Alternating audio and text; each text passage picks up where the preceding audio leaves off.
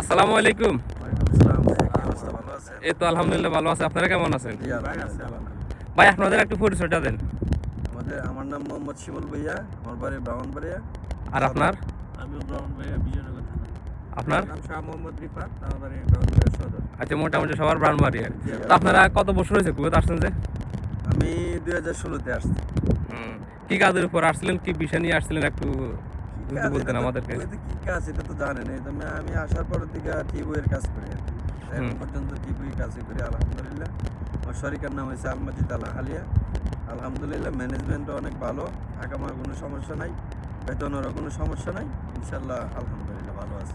আপনাদের এই কাজে প্রথম অবস্থা মানে প্রথম শুরু থেকে বেতন কিরকম আর পুরান হলে বেতন কিরকম? এটা তো আসলে কুয়েতের তো আপনার সবেতে একই সিস্টেম জানেন, 75 টাকা বেতন।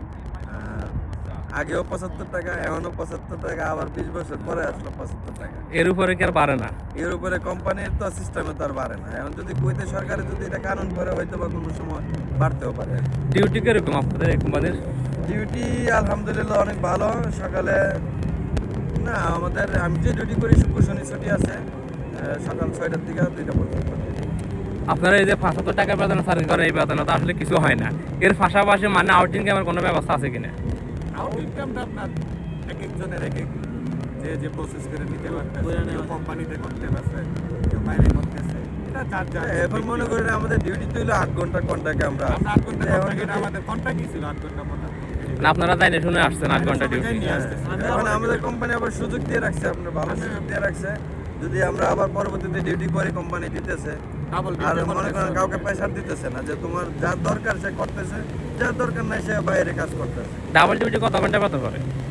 Double duty double salary double salary 130 টাকাতে, 140 টাকাতে, এর আমরা ডিউটি দেখে আর ক্ষেত্র বিশেষ। আর এই যে কুয়েতে মানে সবসাথে ভালো বিষয় কোনটি হয়? যে অনেকে তো আসে ক্লিনার, আখুদ, আহালি, কেউ কেউ আহালি বিষয় আসে, এটার ভিতরে মানে সবসাথে ভালো বিষয় কোনটি? আমি যতটুকু মনে জানি আহলে কোনো বিষয় নাই, এরকম কোনো বিষয় যায় না। বর্তমানে কি আহালি বিষয় আছে কিনা বলা আছে? আহলে আসলে কোনো বিষয় আমি শুনি নাই, কিন্তু এটা হলো ভাগ্যকর্মে। যদি মনে করেন এই যে বর্তমানে দেখেন আমাদের কোম্পানি অনেকে আছে, কন্ট্রাক্ট যখন চলে গেছে, আমাদের কোম্পানি অনেক সুযোগ সুবিধা দিয়েছে। যেমন দেখেন আমি যখন কুয়েতে আসি তখন আমার 1 বছর শুধু একটা আগামো লাগছে আমার কন্ট্রাক্ট, তখন কন্ট্রাক্টটা চলে যায়, তখন আপনার 475 টাকা লাগে। কিন্তু আমার কোম্পানি আমার সুযোগ দিচ্ছে, যেমন কোম্পানি আমার 275 টাকা চালাই দিয়ে মানে গ্রহণ করছে, আর আমার 200 টাকা দিতে হয়েছে। তাই এখন পর্যন্ত আমি আল্লাহর মধ্যে 2016-তে আসছি, এখন হলো 2025, তো প্রায় 8-9 বছর হয়েছে, এখন পর্যন্ত কোম্পানি আমার থেকে কোনো টাকা নেয়। হিস্ট্রি হচ্ছে কোম্পানি যদি ভালো হয়, কোম্পানির ম্যানেজমেন্ট যদি ভালো হয়, কুয়েতে আসলে আসলে ভালো কিছু করা যায়, ভালো কিছু করতে পারা যায়। যেমন দেখেন আমি আসছি ড্রাইভিং পেশাতে, কুয়েতে বাড়িতে হাউস ড্রাইভিং, বাট আমি দুদিকে বলে বাইরে কাজ করতেছি, ভালো নিজের বিজনেস করতেছি, নিজের গাড়ি আছে, আমি 2-4 জনকে খাটাই দিছি, আমার একটা অন্যরকম লাইন হচ্ছে। ওইটা ক্ষেত্র বিশেষ, ভাগ্য ভালো হলে ভালো কিছু করা যায়। যদি লাইনটা ক্লিয়ার থাকে, ভালো থাকে, ভালো লোক থাকে, যদি আরো বিরাট বা কুইকুইও ছাড় দেয়, তাহলে ভালো কিছু করা যায়। মানে সিস্টেমটা যদি থাকে, ওরকম সিস্টেম থাকতে হবে। এটা করা যায়, এর ভিতরে আহলি হয়ে যেতে পারলে আরো অনেক ভালো। মানে এই যে কুয়েত 2000 আজকে এখন তো 2025 চলতেছে, 2025 সালে মানে কি বিষয় আসলে, কি কাজের উপরে দক্ষতা নিয়ে আসলে সবথেকে বেশি ভালো আমাদের দক্ষতার সব জায়গায় যেমন ইলেকট্রিশিয়ান আছে, তারপরে পাইপ ফিল্টারের কাজ আছে, যারা ওগুলো শিক্ষা আছে। যেমন মনে করেন অনেকে মনে করেন আগে শিলের কাম যারা শিক্ষা আছে, তারা বিল্ডিং এর ভিতরে বসে টাকা কামাইতেছে। এরপরও যে বিষয়টা আমি ক্লিয়ার করি, কোম্পানিতে আসলে এটা বলে বুঝায়া বা কয়া ওইটা আসতে পারবো না যে কোন কাজ করতে পারবো। ওইটা সাপ্লাইয়ের কোম্পানিগুলোতে এটা কোম্পানির উপরে নির্ভর করে কোন সাইডে ডিউটি দিতে পারে। এয়ারপোর্ট সাইডে হতে পারে, অফিস ক্লিনিং হতে পারে, টিবয়ে হতে পারে, বা মার্কেট ক্লিনিং হতে পারে, কত জায়গায় হতে পারে, রাস্তায় ক্লিন করা রাখতে পারে।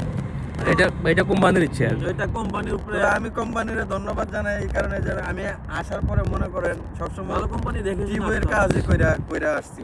এখন আমি আমার অন্য জায়গায় যেটা আমি বলছি যে না আমি টিবইয়ের কাজই করব, কোম্পানি আমাকে টিবইয়ের কাজে এখন পর্যন্ত দিয়ে রাখছে আলহামদুলিল্লাহ।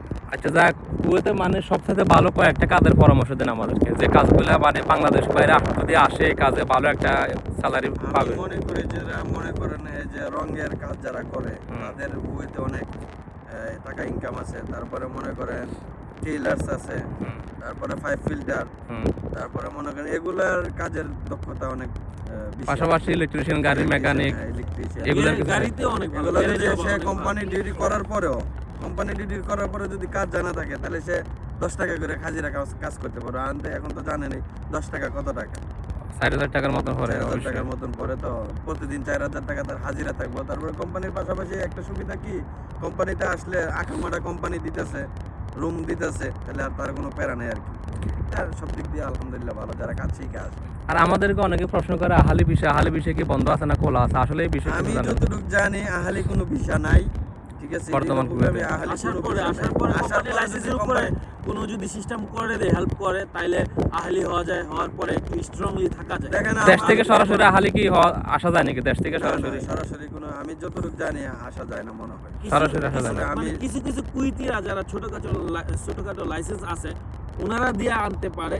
এটা ক্ষেত্র কিন্তু বিশেষ, আমরা sure না এটা। বড় হাত লাগে আর কি, ওইটা ডাইরেক্ট তবে দেখেন আমি কিন্তু অনেক আকুতে টাকাও আসছি। লাগে। আমি আকুতে আসছি কোম্পানিতে, ওই সময় আমার কন্ট্রাক্ট যখন চলে গেছে অন্য জায়গায় লাগাই না, কোম্পানি আমার একটা সুযোগ দিয়েছে, কোম্পানি লাইসেন্সের উপরে লাগাইছে। এখন যে কানুন আছে এই কারণে কিন্তু আমি আহালি, আমার আকামা আহালি আলহামদুলিল্লাহ। এখন আমি মনে করেন যে কোনো জায়গায় চাইলেও যেতে পারবো, ট্রান্সফার হওয়া যায়।